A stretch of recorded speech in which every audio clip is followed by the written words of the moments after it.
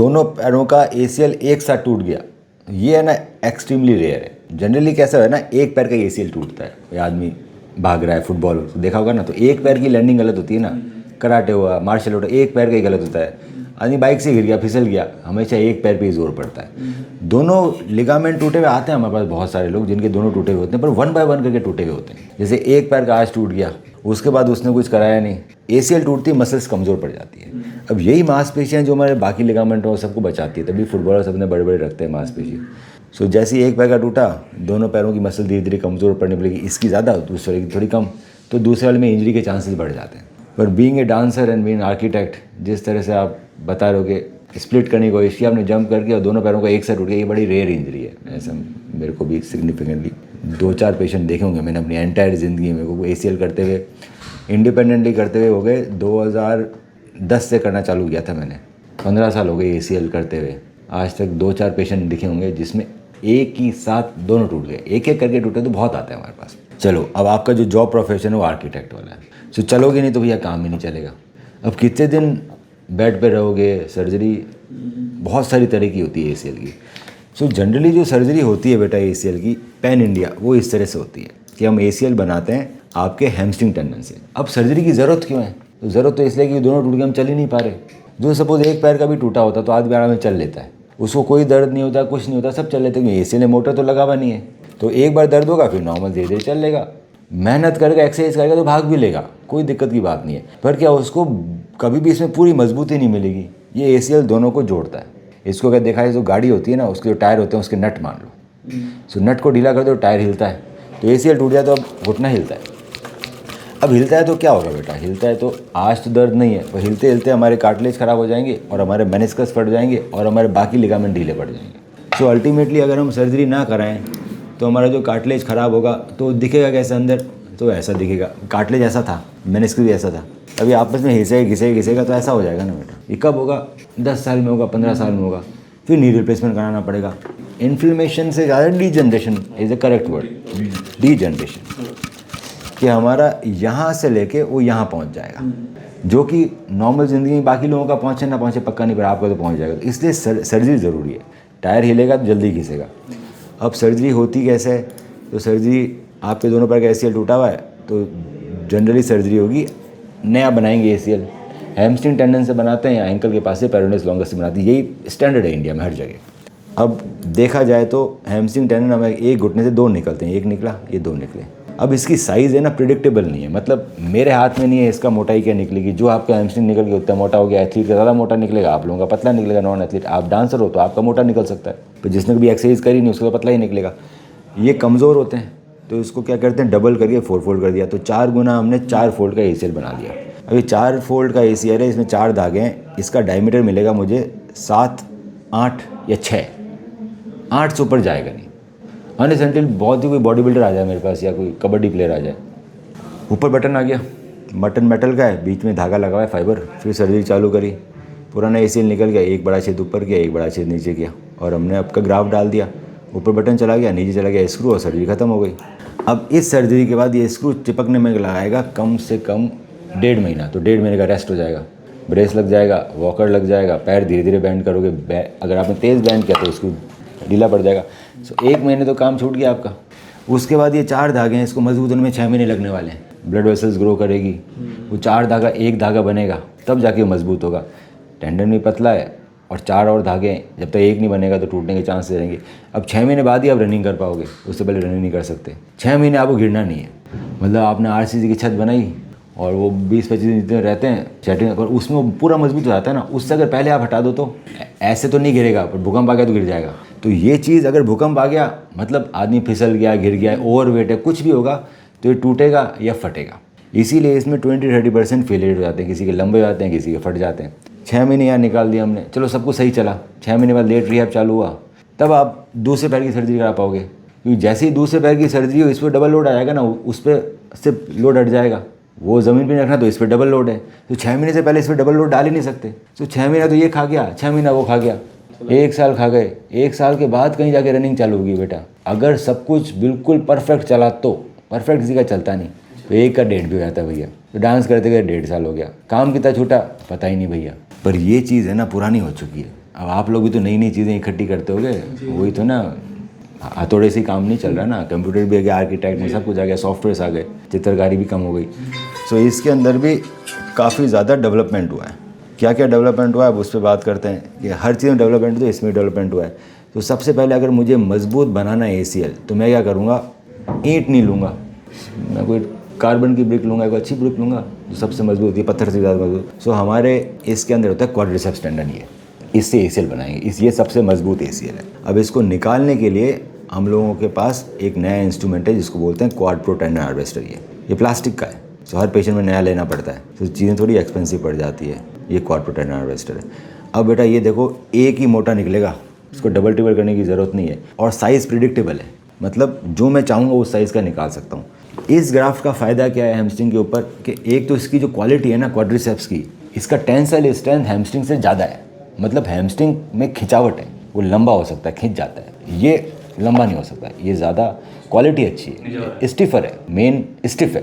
हमारे ligament stiff होने चाहिए, टेंडन लचीले होते हैं। सो लिगामेंट अगर लचीला होगा तो झटका मारेगा ना भैया। सो ये ज़्यादा स्टिफ है हैमस्ट्रिंग से। दूसरा ये ज़्यादा मजबूत है। तीसरा ये मोटा भी मिल जाता है। इसके लिए जो बटन आते हैं आजकल, फाइबरटेक टाइटरोप करके अच्छे बटन है, इसके लेटेस्ट बटन है सबसे। वर्ल्ड के अंदर एक स्वीडिश रजिस्ट्री है, जैसे ही देखो हमारे इंडिया में हम बहुत सारी सर्जरीज करते हैं, पॉपुलेशन ज़्यादा है, यूरोप वगैरह में इतनी सर्जरी करते नहीं डॉक्टर्स, पॉपुलेशन ही कम है। सो वहाँ का अगर कोई माना जाए कि अच्छा आर्थ्रोस्कोपिक सर्जन टॉप मोस्ट बढ़िया, सो वो मानते हैं 50 सर्जरी पर एनम, हर साल 50 से अगर ज़्यादा कर रहा है तो अच्छा सर्जन है। हम यहाँ महीने में 50 कर लेते हैं। सो अगर कोई सर्जन 50 सर्जरी से ऊपर कर रहा है हर साल तो वो क्वाड्रिसेप्स पे शिफ्ट हो जाता है। ये करना डिफ़िकल्ट है और ये महंगी सर्जरी है।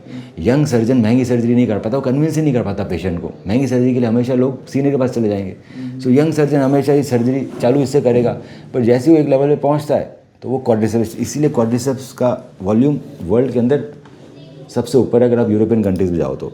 दूसरा मैंने कहा ऐसे प्रिडिक्टेबल है, क्यों, मैं आपके अंदर आराम से 10 mm का निकालूंगा, मेरा मन है 8, 9, 10, 11। सो 6 फीट से ऊपर में हम 11 निकाल लेते हैं, 6 फीट से कम में 10 निकाल लेते हैं, और फीमेल्स में हम लोग 9 निकाल लेते हैं, डिपेंडिंग अपॉन उनकी साइज़ क्या है, घुटने का क्या साइज़ है। क्योंकि मेरे पास क्वाड प्रो टेंडन हार्वेस्टर में छोटे चीरे से निकाल लेता हूँ, जो मैं निकालूंगा वो वापस सूख जाएगा।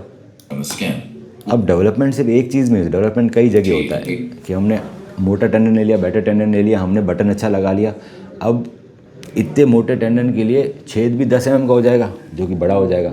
सो छेद 3 mm का ही होगा, फ्लिप कटर यूज़ होगा। सो हम टेंडन बड़ा ले लेंगे तो छेद हम बहुत छोटा करेंगे। इससे क्या होगा, आपको पेन नहीं होगा बेटा, पेन नहीं होगा। क्या मतलब है, अब हम देखते हैं सर्जरी होती कैसे, एडवांस सर्जरी। सो बटन आते हैं एडजस्टेबल, अपने आप छोटे होने वाले, लॉकिंग पीरियड देखो, लॉकिंग लगा हुआ है। ये आर्थरेक्स वेबसाइट है, अमेरिकन वेबसाइट। सो सबसे लेटेस्ट सर्जरी में दिखा रहा हूँ, 2025 में इसका एनिमेशन बना है, तो सबसे लेटेस्ट है। बटन इतने तरह के आते हैं, क्वाड्रिसेप्स, हैमस्ट्रिंग टेंडन, तो हम हैमस्ट्रिंग यूज़ करना बंद कर दिया, ये लंबे आते थे इस सर्जरी के बाद, तो हम लगाएंगे क्वाड्रिसेप्स टेंडन, ये दो टेंडन। तो क्वाड्रिसेप्स के लिए 2 बटन लगाएंगे, ऊपर और नीचे, फीमेल में, दोनों adjustable. All through a 3.5 millimeter hole with flip cutter का मतलब है अंदर आके खुलेगा, ये अंदर आया, अंदर आके खुल गया, ये खुल गया। मैंने डायल किया 10, फिर ऊपर भी छेद हो गया छोटा, नीचे भी छेद हो गया। तो जो मजबूत जो है ना बेटा हड्डी, appropriate size and वो अंदर की तो खोखली है, बाहर की मजबूत है ना। हड्डी देखी होगी तो बाहर से खोल होता है, अंदर तो खाली होता है। सो बाहर की मजबूत हड्डी में छेद बहुत ही छोटा हुआ तो मजबूती ज़्यादा रहेगी और पेन कम होगा आपको। एडजस्टेबल बटन का मतलब बटन लगने के बाद जो 2 धागे खींचते हैं अपने आप टाइट होता है। सो दोनों जगह एडजस्टेबल सिस्टम है। नीचे स्क्रू जा नहीं सकता, छेद छोटा, तो नीचे ही बटन लग गया, real fixation of the नीचे बटन लग गया, अपने आप टाइट हो गया। fabric. अब थोड़ी चीज़ें बदल गई। क्या बदल गई कि बटन है ना स्क्रू से ज़्यादा मजबूत है। बटन में पहले दिन से बैंड कर सकते हो। सो पहले दिन से बैठ जाओ आराम से, बेंडिंग आ जाएगी तो घुटना जाम भी नहीं होगा, मांसपेशियाँ भी कमज़ोर नहीं पड़ेगी, एक्सरसाइज जल्दी चालूगी। एक और बेनिफिट, ये चिपकने में लगाएगा 1.5 महीना, तो इसमें भी 1.5 महीने का रेस्ट वगैरह सब कुछ आएगा। तो जो बाहर जो ब्रेस लगता है ना बेटा, पिछले 12 सालों से लोग अंदर ही लगा रहे हैं, जिसका नाम है इंटरनल ब्रेस। उसके मुझे 2 चीज़ चाहिए, एक तो चाहिए फाइबर टेप और एक चाहिए एंकर। ये 2 चीज़ें लगी। अब कुछ डॉक्टर फाइबर टेप यहाँ बांध देते हैं, वो इंटरनल ब्रेस नहीं है, वो ढीला पड़ जाता है, ये बटन ऊपर सड़ जाता है। फाइबर टेप हमेशा एंकर से नीचे लगानी है। अब ये 2 चीज़ें मिलने के बाद मुझे क्या बेनिफिट मिल गया कि मेरे को अब बेंडिंग मिल गई पहले दिन से ही पूरी।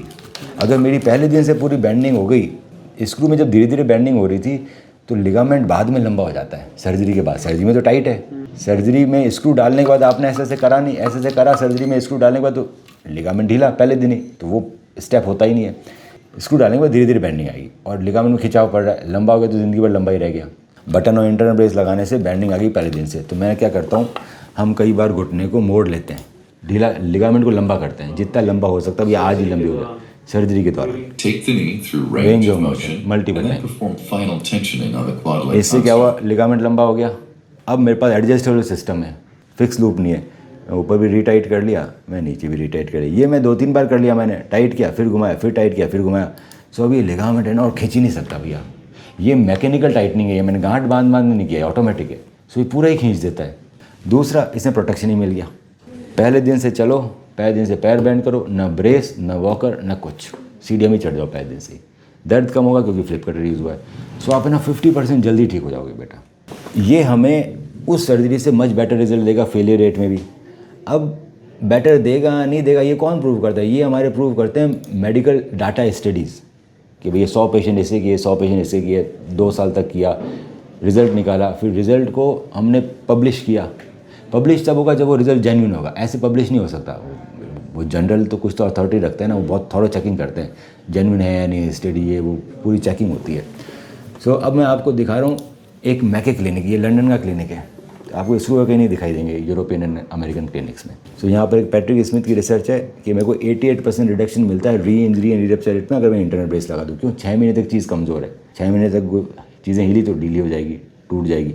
इसमें प्रोटेक्शन लगा हुआ पूरा। ये स्टडी कौन सी है, ये स्टडी आ रखी है इसके अंदर, orthopaedic journal of sports medicine, America का सबसे बड़ा जर्नल है, पूरी दुनिया हम सब सर्जन इसी को पढ़ते हैं। Reduce incidence of revision surgery with internal brace. ऐसी बहुत सारी स्टडीज़ हमें मिलेगी जो हम देख सकते हैं।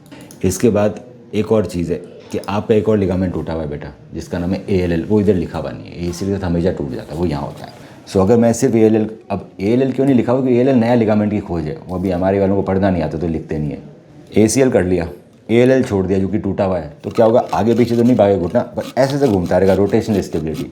सो ऐसे से घूमने में आपको मज़ा भी नहीं आएगा, डांस भी नहीं पड़ेगा कभी ढंग से। दूसरा, ग्राफ पे जोर पड़ता रहेगा, वो भी टूट जाएगा। सो जैसे ही मैं अगर ALL करता हूँ ACL के साथ, मैं फेलियर रेट और कम कर देता हूँ।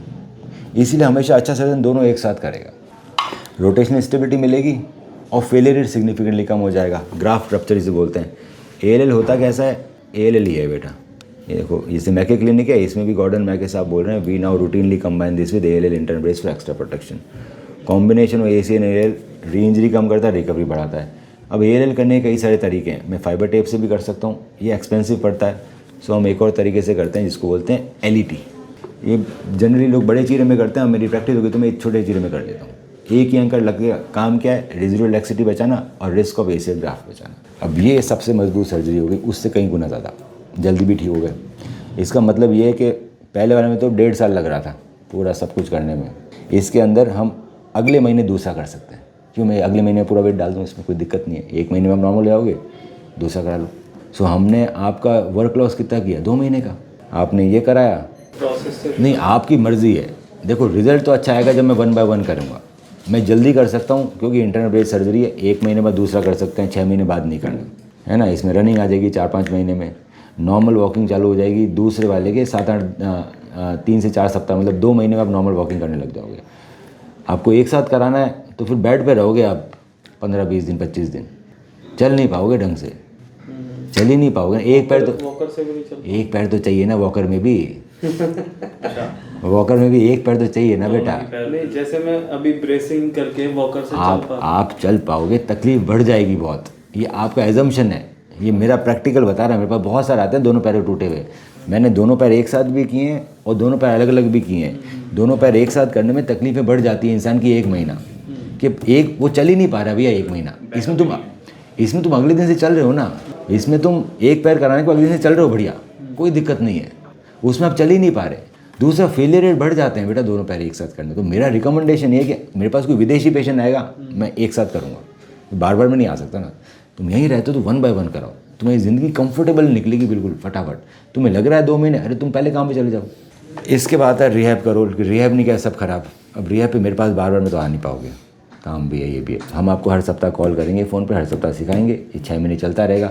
जो एक्सरसाइज कर रहे हो वो आप हमारे ग्रुप पे डाल दो, ACL वेनेदे में देखता रहूँगा सही चल रहा है नहीं चल रहा है, क्या चल रहा है। लोगों से बात कर सकते हो, कंफर्टेबल भी रहोगे, ग्रुप बना रहेगा।